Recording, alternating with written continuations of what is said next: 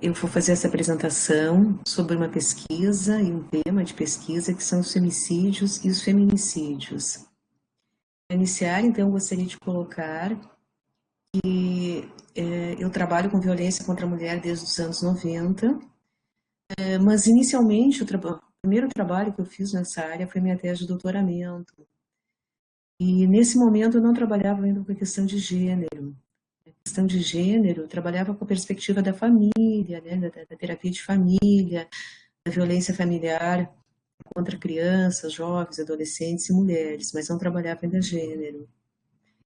E em seguida que ao término do doutorado, eu fiz um trabalho, uma assessoria e uma pesquisa na Casa Viva Maria, uma casa de passagem, né, onde ficam mulheres vítimas de violência na cidade de Porto Alegre. Isso foi um convite do Ministério da Justiça, que queria analisar, né, as características do período, né, do atendimento a essas mulheres. Né, era uma demanda também de várias pessoas da cidade de Porto Alegre. E frente a situações tão duras, né, de violência tão grave, eu digo que eu saí da casa, entrei simpatizante e saí feminista. A partir de então, eu começo a usar a perspectiva de gênero, né, nesses trabalhos sobre violência contra a mulher, né, gênero entendido como uma hierarquia, né, como um sistema de apropriação social do sexo biológico, e dentro do gênero eu trabalhava e trabalho com a teoria do patriarcado, né, que entende, então, né, a teoria do patriarcado entende que é um sistema de poder, um sistema hierárquico de poder, em que os homens estão numa posição de mando, uma posição privilegiada, e as mulheres numa posição de subordinação. E dentro dessa perspectiva, em 2006, né, eu organizei, né, elaborei um projeto de pesquisa sobre as rotas críticas, que é outro tema, né, que tem atravessado a minha vida de pesquisadora. Esse projeto partiu de uma ideia, de uma pesquisa que já havia sido feita em vários países da América Central e do Sul, e que se chamava La Ruta Crítica de las Mujeres en el Enfrentamento de la Violência, né, intradomiciliar. E dentro desse projeto, então esse projeto ganhou um edital do CNPq, eu resolvi então convidar a pessoa que tinha organizado, né, a pesquisa no nível da OPAS, que é a doutora Montserrat Sagô, da Costa Rica, para discutir com ela, né, como que a gente estava pensando em fazer a pesquisa aqui no Brasil, essa abordagem, essa adaptação. E nós fizemos um seminário que chamamos de Rotas Críticas. Foi o primeiro seminário de uma série de 10. Né? Atualmente nós realizamos o 10º seminário. Então, essas conversas, então, que eu fui tendo com a professora Montserrat, e isso é uma coisa muito importante, o quanto esses movimentos de aproximação contra as realidades de outros países fazem com que brotem ideias, né, iniciativas conjuntas, outras perspectivas, que a gente não se daria conta se ficasse, né, isolado na sua bolha pesquisando, né? E uma desses temas foram os femicídios, né, que já estavam assim, as militantes sociais, as pesquisadoras da América Central, já estavam abordando esse tema, né, com muita agudeza, com muita pertinência, e no Brasil a gente não falava ainda sobre esse tema. Então, em 2010, elaborei uma pesquisa, né, sobre os feminicídios. Femicídios, na realidade, eu comecei trabalhando femicídios, e aqui eu deixo, porque nesse seminário a gente usou femicídios, né, e depois, à medida que houve a legislação no Brasil e que as mulheres brasileiras resolveram adotar o termo feminicídio, eu alinhei, então, os meus trabalhos e, conceitualmente, a terminologia que está sendo usada no Brasil. Eu vou apresentar agora, né, alguns conceitos, alguns dados de pesquisa e essas pesquisas que estão sendo realizadas no Brasil. Então, o conceito de femicídio ele é um conceito relativamente recente, ele foi usado pela primeira vez apenas em 76 por essa socióloga, Diana Russell, frente ao Tribunal Internacional sobre Crimes contra as Mulheres, realizado em Bruxelas. E ela dizia, ela caracterizou o femicídio como assassinato de mulheres, devido ao fato de serem mulheres. Então, assassinato pautado em gênero. E o feminicídio, ele tem uma pequena diferença. Ele é considerado assassinato de mulheres, também baseado em gênero, porém quando acontece negligência, omissão do Estado frente a esses crimes. E um dos marcos, né, um dos momentos que geraram essa discussão foi o que a gente chama das mortes derruárias. Né? Foram centenas, né, de mulheres assassinadas, foram 400, segundo as entidades que têm trabalhado com as mulheres, embora os dados oficiais sejam bem menores. Aconteceram de 93 a 2003. Então, nesse momento, Juárez, na fronteira com os Estados Unidos do México, um lugar de tráfico, um lugar de máfias, de milícias, de crime organizado, e também onde se instalaram maquiladoras, né, que são fábricas transnacionais, né, que montam né, equipamentos nesses locais, um local de livre comércio. Isso atraiu mão de obra feminina de toda a América Central e do México. Então, são jovens, sem rede de proteção, sem a família perto, né, migrantes, né, trabalhando em horários ininterruptos, ou seja, há turnos noturnos, as mulheres andam, né, elas precisam, nessas fábricas que ficam longe da cidade, então elas precisam percorrer territórios de deserto, territórios, né, isolados, em horários em horários perigosos, né? Então, como acontecem esses crimes, né? O assassinato de mulheres é habitual no regime patriarcal, um crime onde ocorre tortura, mutilação, violação sexual e assassinato de mulheres. Né? E essas causas não, isso tem que se frisar muito bem, não estão nas condições patológicas dos agressores, mas sim na vulnerabilidade das vítimas, pelo fato de serem mulheres.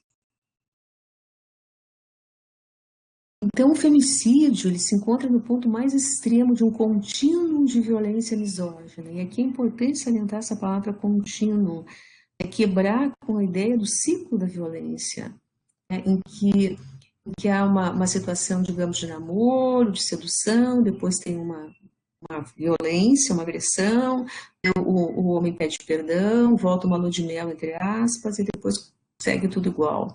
Então, o ciclo ele dá uma ideia de perenidade, de não mudança. O contínuo ele dá a ideia de que isso piora, a violência se torna cada vez mais grave, então é pior, né?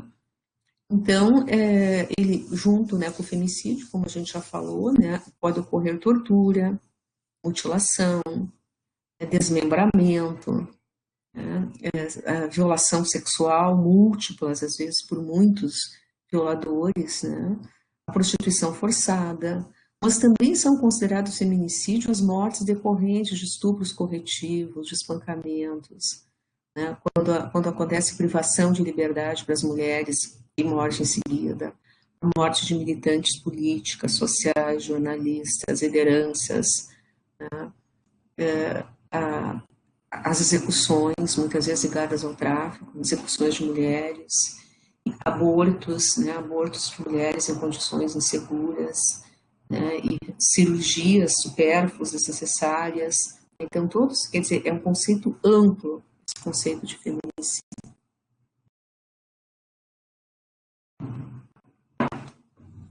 Para Monarres Fragoso, uma pesquisadora mexicana, ela diz que o objeto é uma pessoa sem rosto, para a qual se impõe uma prática de terror, ou seja, não é porque é jovem, embora aconteça mais com jovens pela vulnerabilidade, né? Mas não é porque a mulher é jovem, é bonita, estava exposta, usou saia curta, a roupa era inadequada, é porque é uma relação de poder, é para marcar a posse de um corpo.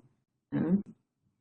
A Rita Segato, num livro que ela fala sobre a situação do México, ela diz que são vítimas sacrificiais, né, de máfias, de fratias, de grupos de homens que precisam mostrar o seu poder, né, escrevendo isso, né, no corpo das mulheres assassinadas.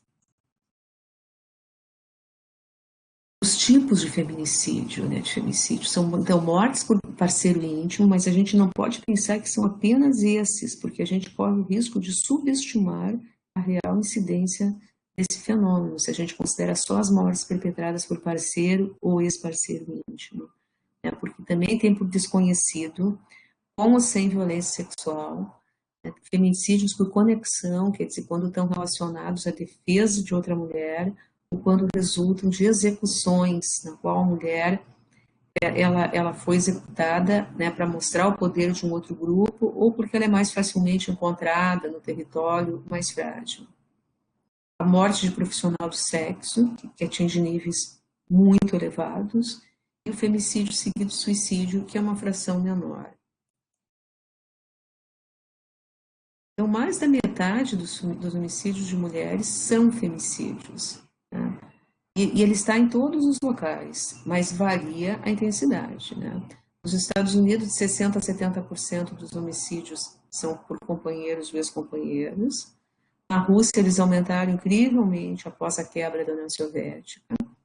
E dentre os 25 países mundiais que apresentam as maiores taxas, 14 estão na América Central e do Sul. Então, envolvendo a Guatemala, Honduras, São Salvador, Panamá, Guiana, Paraguai e Brasil. O Brasil está junto.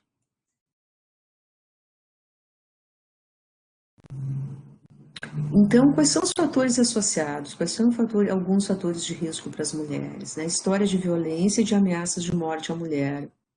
Então, não se tem que menorizar ameaças de violência de um homem. Né? Isso tem que ser muito bem avaliado, porque né, não é aquilo que falou e não fez, é o contrário. Né? Tem que prestar muita atenção, porque muitas vezes a mulher, né, frente a uma ameaça, uma violência, ela vai ser morta. E aí a violência, ela constitui um fenômeno de caráter crônico. Né? Porém, o feminicídio, ele é um evento agudo, rápido. Então, por isso que tem que, né, tem que se proteger a mulher ameaçada de morte, porque sim, muitas vão acabar morrendo.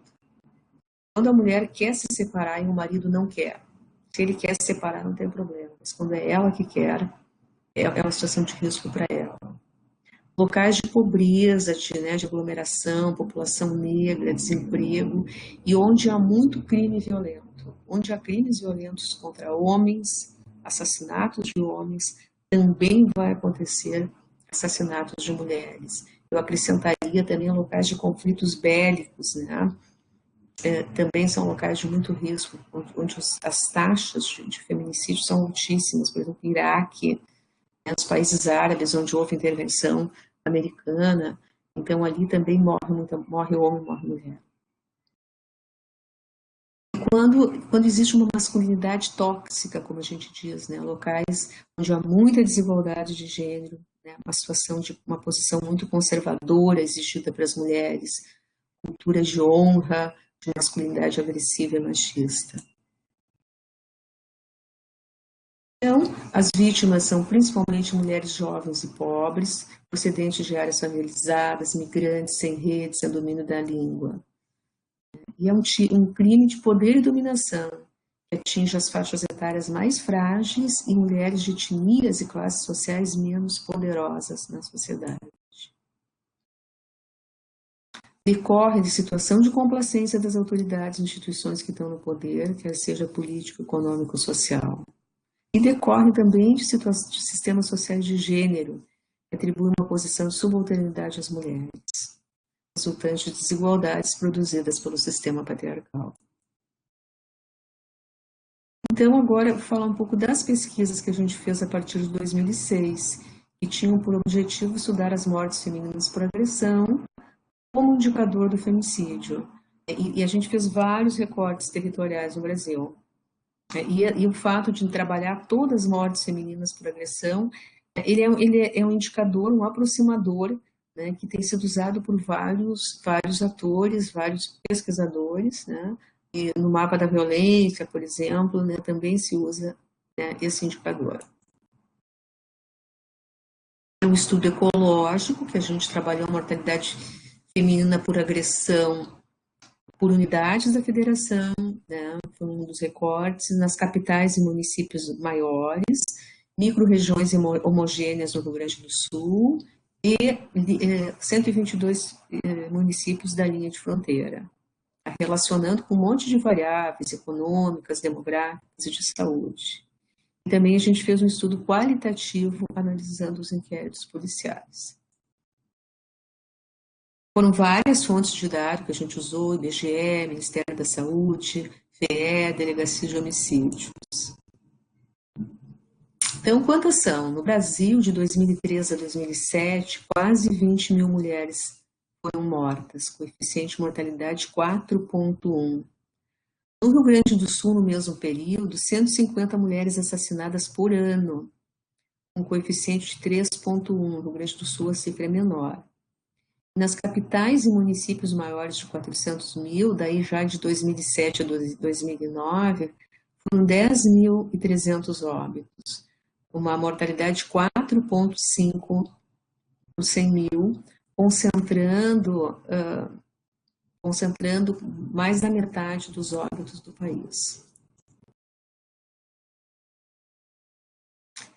Então, quem são essas mulheres? Né? São jovens, solteiras, com baixa escolaridade, há uma sobremortalidade de mulheres negras, 20% tem menos de 20 anos e 1/3 acontece no domicílio. Quais são os estados em que isso acontece, né? em que regiões, que unidades da federação? Então, assim, Espírito Santo é um estado com altas taxas, Pernambuco no Nordeste, e depois vem o Centro-Oeste. Esse Centro-Oeste, né, de cultura ganadeira, patriarcal, machista, misógina, conservador, esse Centro-Oeste que está queimando agora, né? E também a fronteira norte do país. É um local que a gente viu agora estudando ali as linhas de fronteira, e a fronteira norte, né? Norte e Centro-Oeste são locais assim de extrema violência, onde acontecem muitas mortes de mulheres, aqui em cima de mulheres indígenas, muitas. E, bom, aqui eu já coloquei os estados, né? Então, existe uma forte associação entre homicídios masculinos e femininos em territórios onde a violência é mais elevada, locais de tráfico, região de fronteira, tem conflito de terra, grilagem, migração, prostituição e exploração sexual. Então, aqui no primeiro estudo que foi, né, que a gente analisou, então, as mortes femininas por agressão segundo unidade da federação, a gente correlacionou com uma série muito grande de indicadores, né,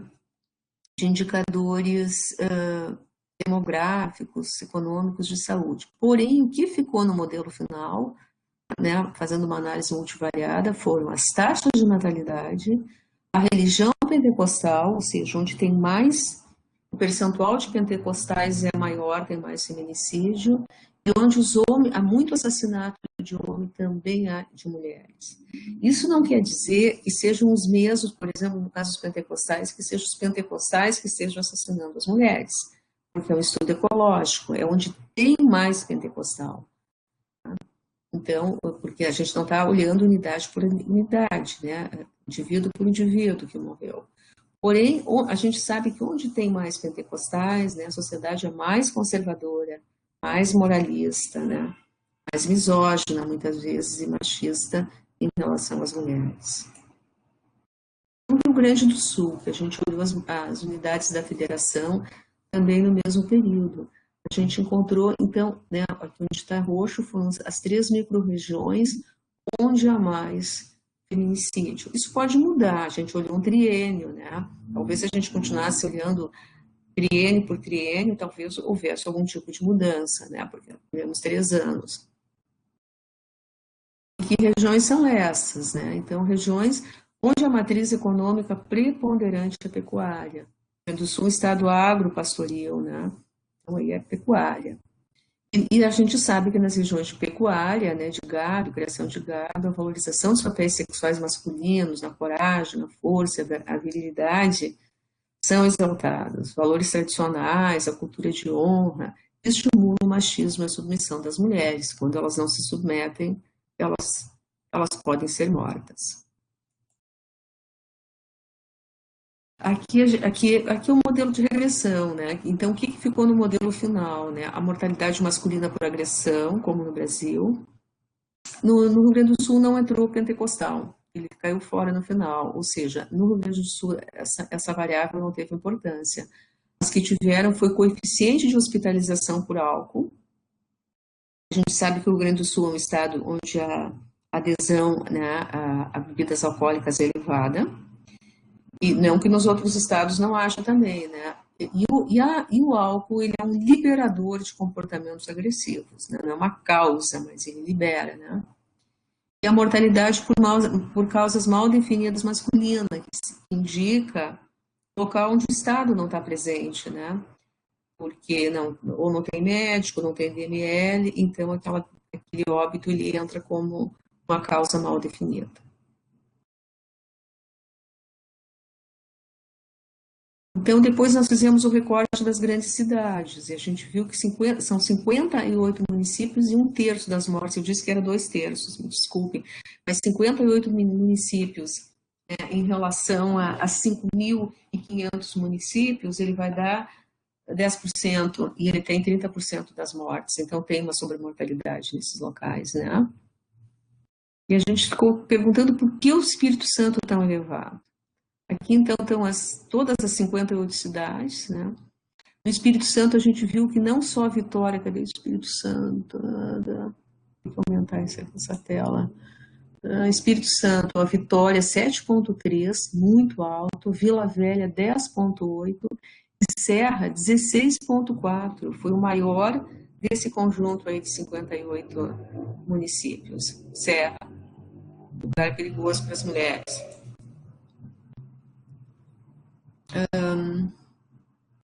Então, nesse modelo, né, das capitais e grandes cidades, o que ficou no modelo final? Percentual de pobres, né? E aqui foi uma relação paradoxal, porque foi negativo, ou seja, quando tinha menos pobres, tinha mais femicídio. Isso pode acontecer por um fenômeno que se chama backlash. Quando locais mais desenvolvidos, onde as mulheres têm mais autonomia, trabalham fora, saem, né, tem mais liberdade social de transitar, muitas vezes acontece um número maior de assassinatos, como uma represália, né, por essa quebra com os valores tradicionais. O pentecostalismo e a mortalidade masculina por agressão permaneceram nos 3 modelos que a gente fez. A mortalidade nos 3, o pentecostalismo em 2. No Rio Grande do Sul não há muito pentecostal. Tem essa questão. E depois a gente fez uma etapa qualitativa, que a gente analisou os inquéritos na Delegacia de Homicídio de Porto Alegre, de 2006 a 2010. Nós esperávamos, pelos dados do Sistema de Informação de Mortalidade, encontrar que nos fossem dados, né, em torno de 200 inquéritos. Por quê? Para cada assassinato tem que abrir um inquérito. Né? E lá no Sistema de Informação de Mortalidade tinha 200 mortes femininas por agressão. Mas nós recebemos 92. Os outros ou não tinham sido feitos, ou não estavam prontos, ou não nos foram entregues. Então, o que a gente encontrou? 12 das 92 entre prostitutas, né? Mortes com violência, com mutilação, indício de tortura, mulheres empaladas, né? Uma coisa que nos deixou muito sensibilizados, muito tocados, né?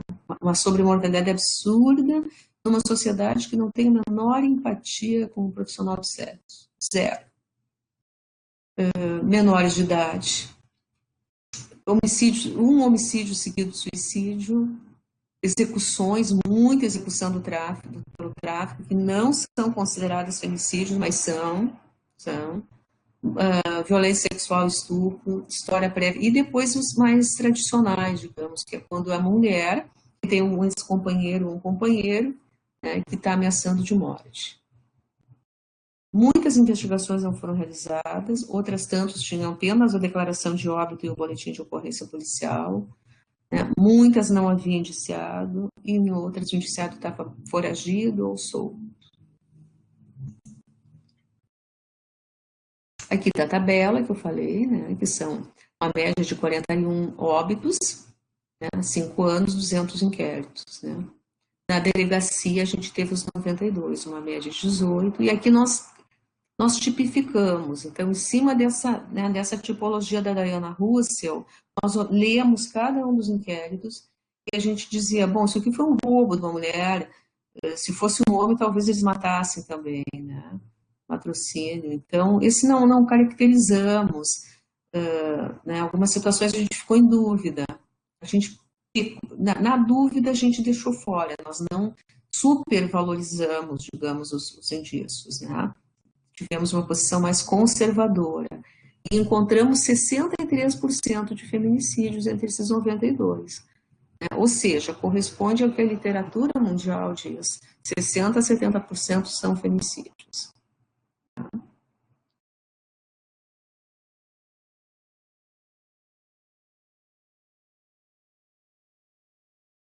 Tá aqui. Então, enfim, o que nós aprendemos? Antes de falar das considerações finais, eu vou colocar um pouco desse último trabalho, né, que eu não coloquei na apresentação, até porque a gente não publicou ainda, nós enviamos para uma revista, que foram os feminicídios em 122 municípios de linha de fronteira do Brasil. Nós tivemos 1.400 assassinatos de mulheres, e um número muito grande de mulheres, quer dizer, ele não foi grande, mas ele foi concentrado. Foi grande porque a gente não tem 10% da população de etnia indígena na linha de fronteira.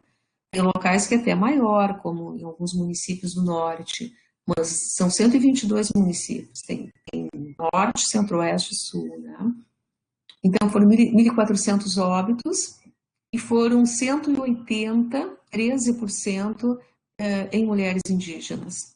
Então ele tá muito elevado. E foram concentrados em municípios pequenos. Embora os grandes tenham uma frequência elevada, as taxas não foram tão absurdamente elevadas. Taxas de mais de 30 para cada 100 mil mulheres. Então são muito elevadas mesmo. E dessas mulheres, a maioria indígenas, né, configurando aquilo que a Rita Segato chama de femigenocídio, quando é um genocídio de mulheres, né, de uma determinada etnia, de um grupo religioso, né, de um determinado local, né, e que essas mulheres são eliminadas. Como aconteceu na Bósnia, como eu falei no Iraque, em vários outros países, acontecem femigenocídios. Então, o que a gente aprendeu com isso? Né? A importância da categoria gênero na análise dos eventos vitais, a posição política de desnaturalizar as mortes violentas, não é por patologia do agressor, não é por, né, pelas mulheres se exporem, não, é um ato político de exterminar, né, de mostrar poder, né, de mostrar quem é quem manda. O corpo das mulheres pertence aos homens. É um marcador de violência. E essa associação de femicídios e homicídios masculinos, isso não está muito claro na literatura, para nós ficou muito claro agora.